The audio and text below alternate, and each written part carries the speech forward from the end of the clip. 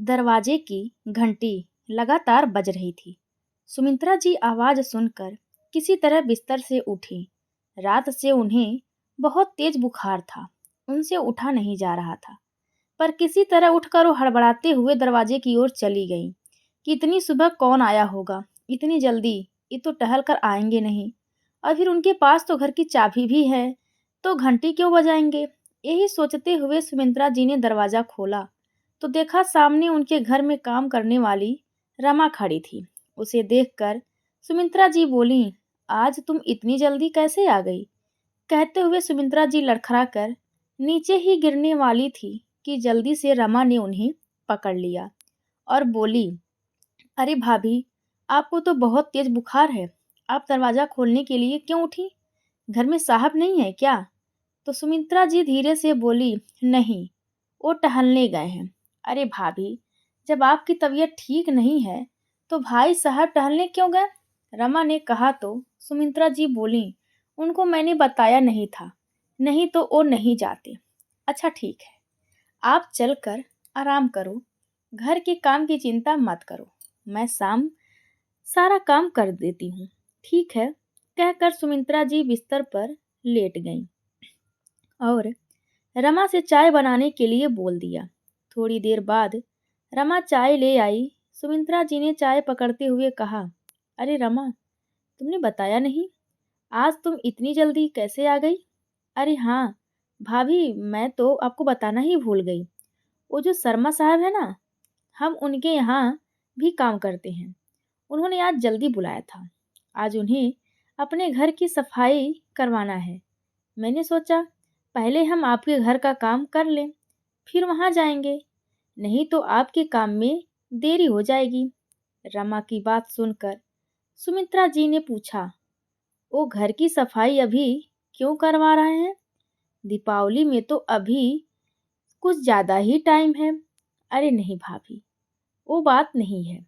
रमा ने कहा, शर्मा भाभी के बेटा बहू अब विदेश से उनके पास रहने आ रहे हैं, इस कारण उनके कमरे की सफाई करनी है।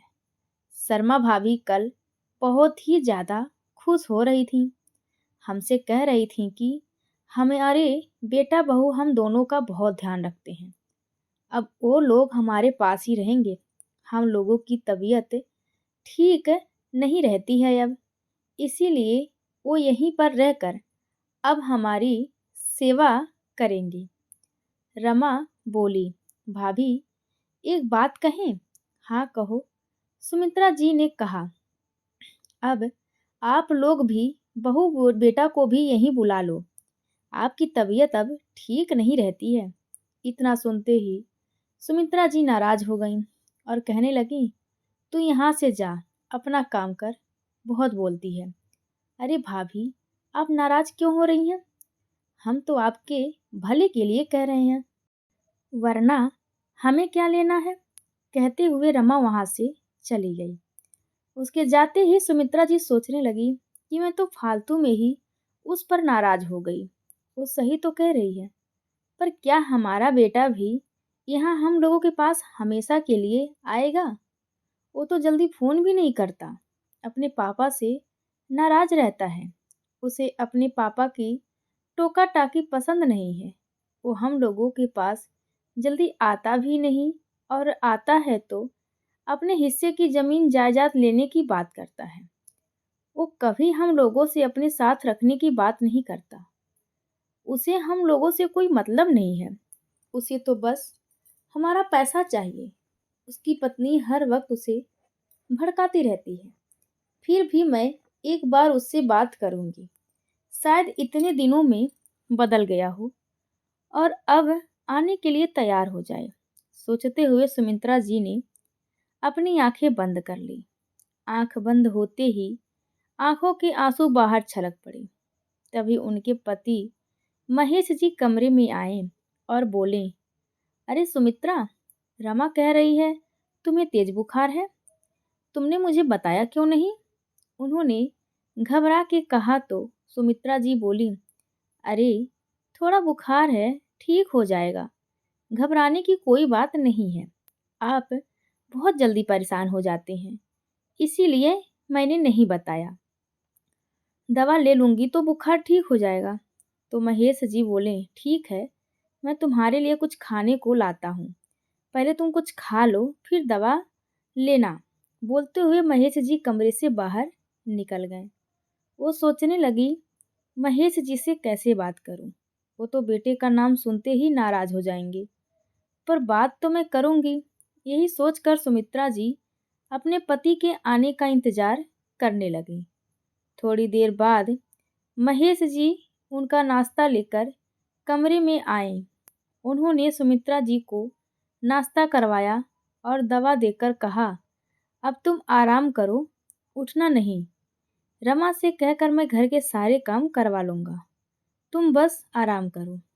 ये कहकर वे कमरे से बाहर जाने लगे तो सुमित्रा जी ने झिझकते हुए कहा, सुनिए जी, वो मैं कह रही थी कि आप मोहन से बात करो, वो हम लोगों के पास आकर रहे।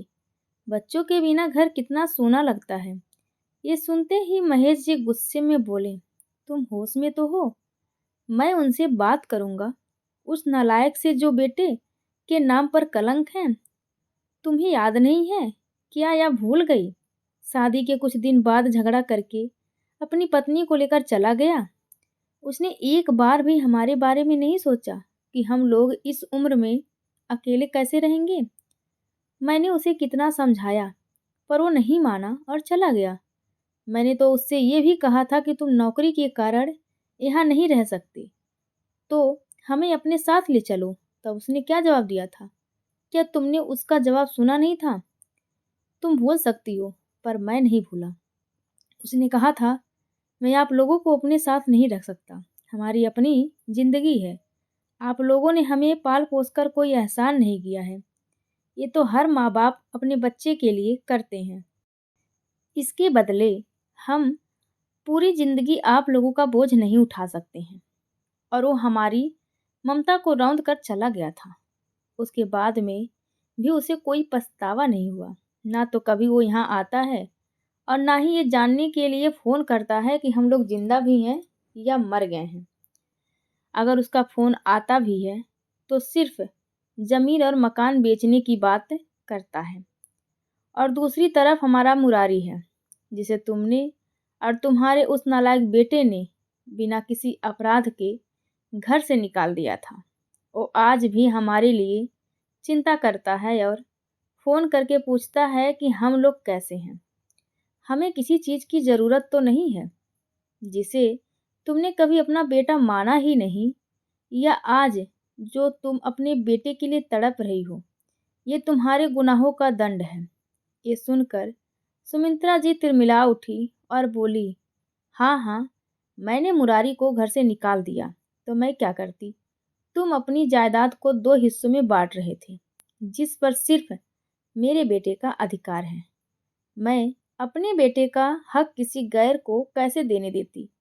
तो महेश जी गुस्से से बोले, उसे गैर ना कहो सुमित्रा, हमने अपनी मर्जी से उसे गोद लिया था।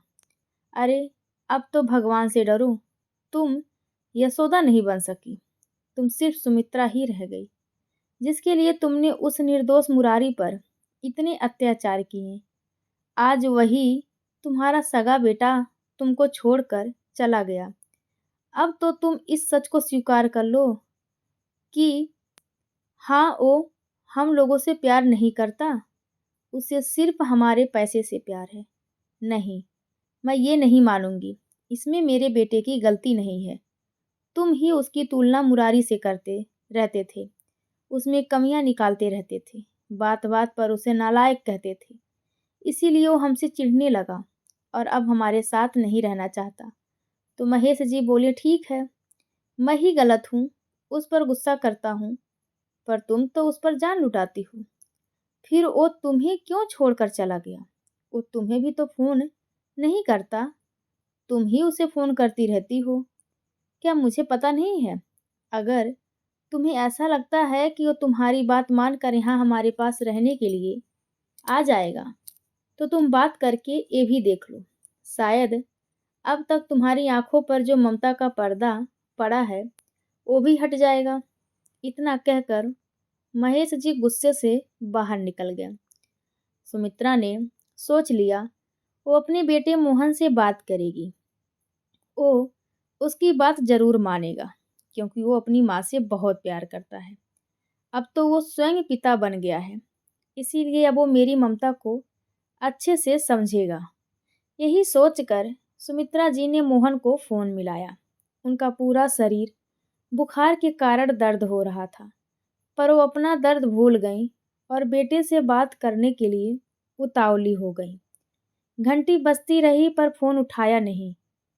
उन्होंने फिर मिलाया, इस बार फोन उठ गया था। उसने कहा हेलो, पर उधर से कोई आवाज़ नहीं आई।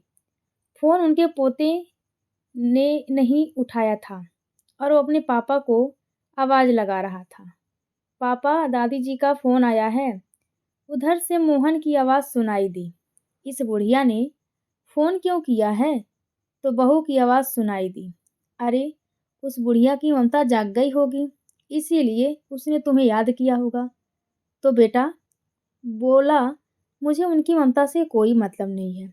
मुझे तो बस मेरा हिस्सा चाहिए। मुझे डर है कहीं वो बूढ़ा अपनी जायदाद उस अनाथ को ना दे दे।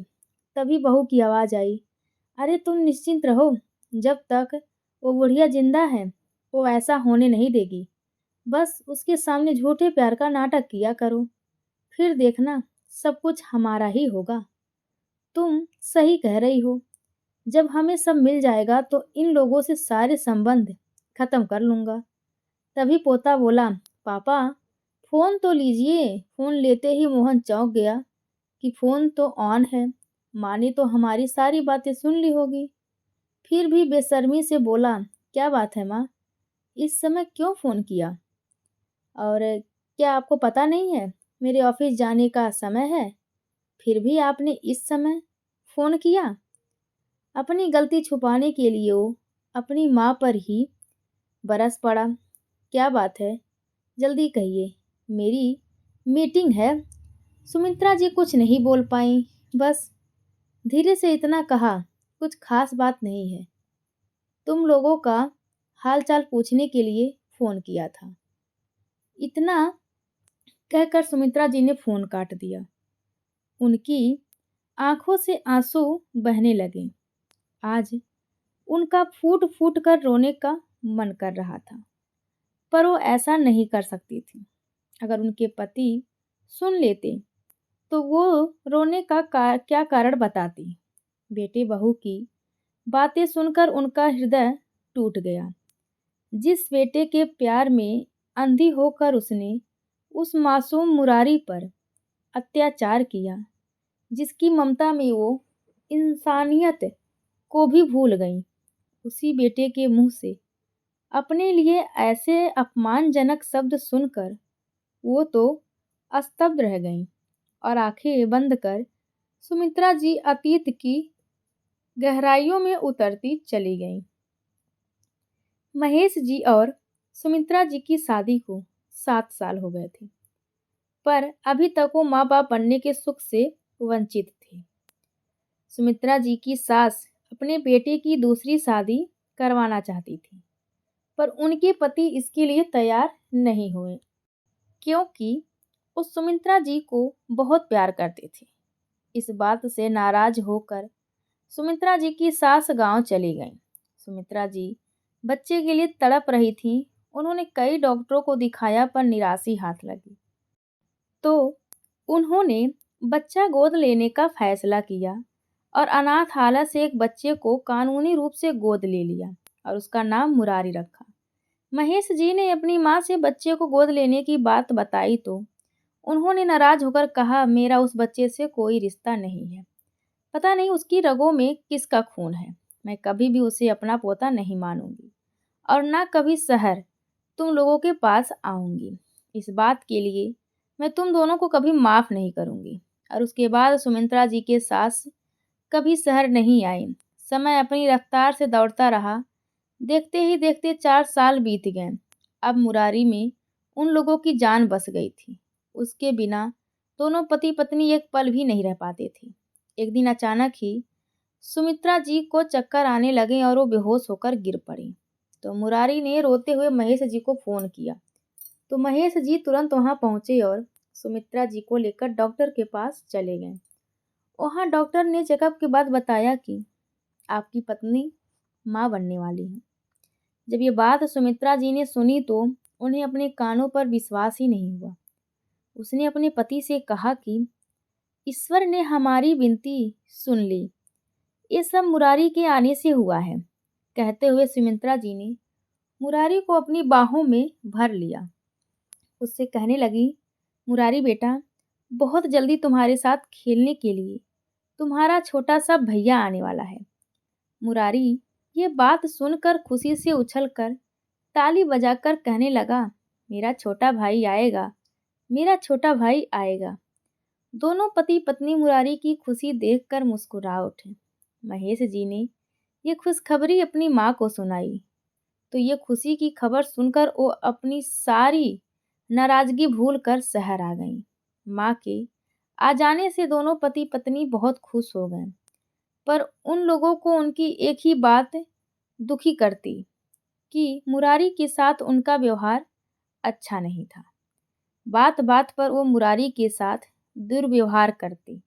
ये देखकर महेश जी और सुमित्रा जी बहुत दुखी होते। महेश जी अपनी माँ को बहुत समझाते कि माँ, इस मासूम को आप हर समय क्यों भला बुरा कहती हैं। उस समय उस मासूम बच्चे की क्या गलती है, हमने इसे गोद लिया है, अभी आपका पोता है, आप इस बच्चे की दादी हैं। उन्हें कोई बात समझ में नहीं आती और गुस्से में कहती, मैं इसे अपना पोता नहीं मानूंगी। जो बच्चा मेरी बहू से पैदा होगा वही मेरा पोता होगा। तो महेश जी ने उनसे हार मान ली और कुछ भी कहना छोड़ दिया, पर उनकी माँ अपनी आदत से बाज नहीं आ रही थी। तो सुमित्रा जी को मुरारी के खिलाफ भड़काती रहती, जिसका असर सुमित्रा पर भी होने लगा। महेश जी देख रहे थे कि अब सुमित्रा जी मुरारी का उतना ध्यान नहीं रखती जितना वो पहले रखा करती थी। जब महेश जी ने सुमित्रा जी को इसके लिए टोका तो माँ ने हंगामा मचा दिया और सुमित्रा जी भी कहने लगी, अब मुझसे इतना काम नहीं होता जो इसके नखरे उठाते फिरूं। महेश जी चुप हो गए, पर उनका मन आशंका से भर गया कि आगे चलकर मुरारी के जीवन में परेशानी आ सकती है। जल्द ही वो समय भी आ गया जब सुमित्रा जी ने एक प्यारे से बेटे को जन्म दिया। घर के सभी लोग बहुत ही ज़्यादा खुश थे। मुरारी तो खुशी से नाच रहा था। सुमित्रा जी अस्पताल से घर लौट आई और अपने बच्चे के साथ कमरे में आराम कर रही थी। तभी मुरारी वहाँ पर आ गया और बच्चे को छूकर देखने लगा। वो बच्चे के साथ खेलना चाहता था कि तभी सुमित्रा की सास ने मुरारी का हाथ पकड़कर उसे कमरे से बाहर फेंक दिया और चिल्लाकर कहा, खबरदार जो आज के बाद मेरे पोते के पास आया, अनाथ कहीं का। कहकर उसने कमरे का दरवाजा बंद कर लिया। मुरारी रोने लगा। उसे घुटनों में चोट आई थी, उसमें से खून निकल रहा था। तभी महेश जी वहाँ आ गए और उसे उठाते हुए बोले, क्या हुआ बेटा, तू गिर कैसे गया?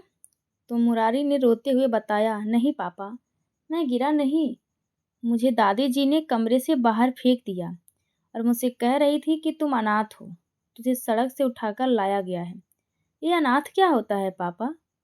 तो महेश जी बोले, नहीं बेटा, तुम अनाथ नहीं हो, तुम मेरे बेटे हो। दादी ने गुस्से में कह दिया होगा। चलो मैं तुम्हें दवा लगा देता हूँ। दवा लगाकर महेश जी सीधे सुमित्रा जी के पास पहुँचे और गुस्से में अपनी माँ से बोले, आपने बच्चे से ऐसी बातें क्यों की? माँ, अगर आपको यही सब करना है तो आप गांव चली जाइए। माँ के कुछ बोलने के पहले ही सुमित्रा जी बोली, आप माँ पर नाराज क्यों हो रहे हैं? माँ ने गलत क्या कहा है? माँ गांव नहीं जाएंगी। आप मुरारी को ही घर से क्यों नहीं निकाल देते? अपनी पत्नी की बात सुनकर महेश जी आश्चर्य सुमित्रा जी की ओर का चेहरा देखने लगे। वो समझ गए कि अब कुछ भी कहना बेकार है। बस उन्होंने इतना ही कहा, मुरारी कहीं नहीं जाएगा। आज के बाद तुम दोनों उस बच्चे से दूर ही रहना, कहकर महेश जी घर से बाहर चले गए।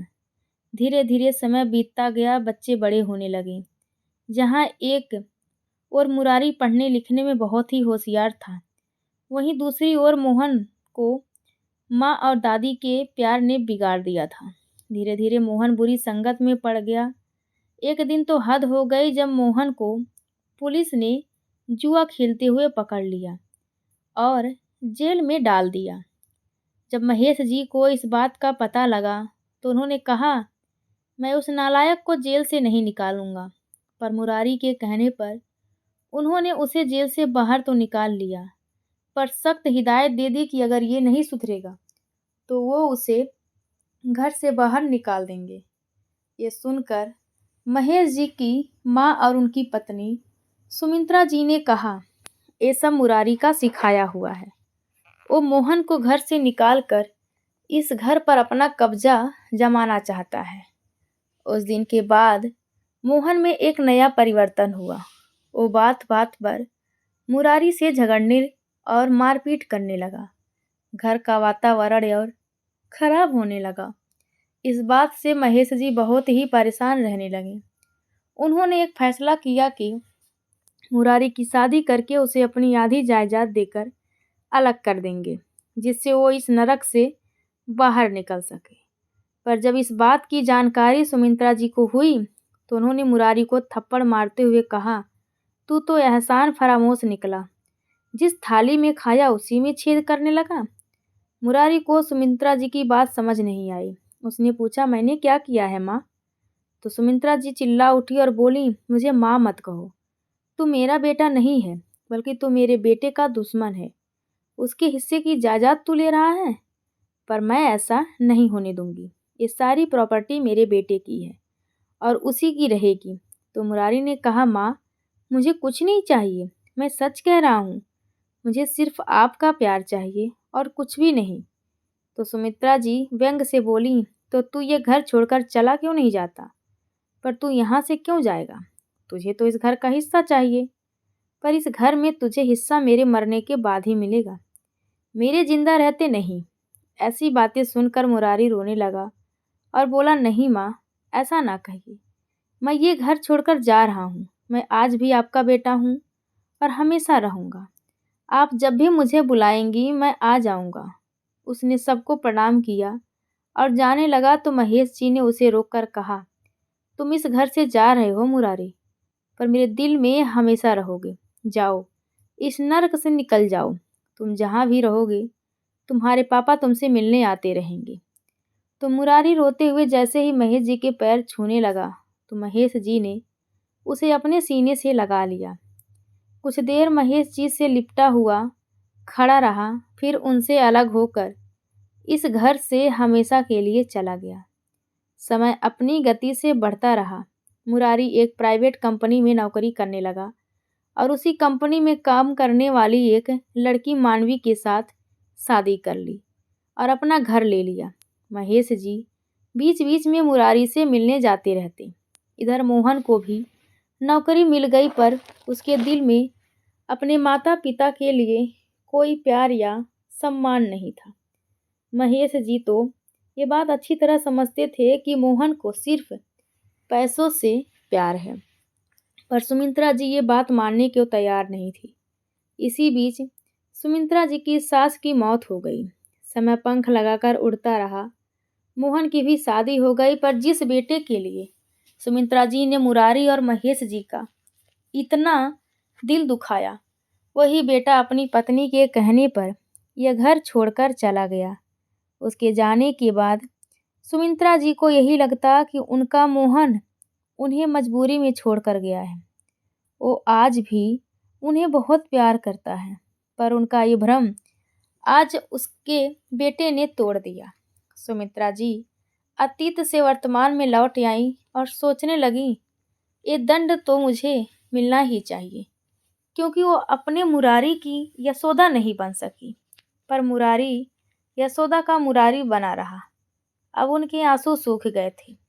अचानक सुमित्रा जी के चेहरे पर दृढ़ता आ गई। वो उठी और फोन उठाकर किसी से बात की और निश्चिंत होकर सो गईं। शाम को दरवाजे की घंटी की आवाज़ सुनकर उनकी नींद खुली। वो बिस्तर से उठकर बाहर आईं तो सामने वकील खड़ा था। तो महेश जी वकील से पूछने लगे कि आज कैसे आना हुआ। तो वकील कुछ बोलता उससे पहले ही सुमित्रा जी बोली, मैंने ही वकील को बुलाया है। मैं आज और अभी अपनी वसीयत बनवाना चाहती हूँ। तो महेश जी चौंक पड़े। बोले, क्या? तुमने मुझे बताया भी नहीं? तो सुमित्रा जी ने जैसे महेश जी की बात को सुना ही नहीं और वकील से कहने लगी, भाई साहब, मैं अपनी पूरी प्रॉपर्टी मुरारी के नाम करना चाहती हूँ। तो महेश जी चौंक कर सुमित्रा जी की तरफ देखने लगे। तो सुमित्रा जी महेश जी की ओर मुखातिब होकर कहने लगी, आप सही कहते थे, मैं गलत थी। मैंने माँ शब्द को ही कलंकित कर दिया। मैं अपने मुरारी की यशोदा नहीं बन सकी। मैं अपनी मुरारी की शादी तो नहीं कर सकी, पर अब मैं अपनी बहू का उसके अपने घर में गृह प्रवेश कर जरूर करूंगी। आप जाकर उन्हें यहाँ लाने की तैयारी कीजिए, यही मेरा प्रायश्चित होगा। सुमित्रा जी की बात सुनकर महेश जी की आंखें भर आई। उन्होंने सुमित्रा जी की ओर देखते हुए कहा, आज मैं बहुत खुश हूँ, क्योंकि आज मुझे अपने पहले वाली सुमित्रा वापस मिल गई है। आज ईश्वर ने मुझे दोहरी खुशी दी है। मुझे मेरी पत्नी और बेटा दोनों मिल गए। कहकर महेश जी ने अपने बेटे मुरारी के पास फोन मिलाया और उसे घर वापस आने के लिए कहा, जिसे सुनकर मुरारी भी बहुत खुश हो गया। इधर सुमित्रा जी भी अपने बेटे बहू के स्वागत की तैयारी करने लगी। आज उनका पूरा घर खुशियों से महकने लगा। तो दोस्तों, यह कहानी आप सभी को कैसी लगी, कृपया कमेंट करके ज़रूर बताएं और चैनल को लाइक शेयर और सब्सक्राइब करना बिल्कुल ना भूलें।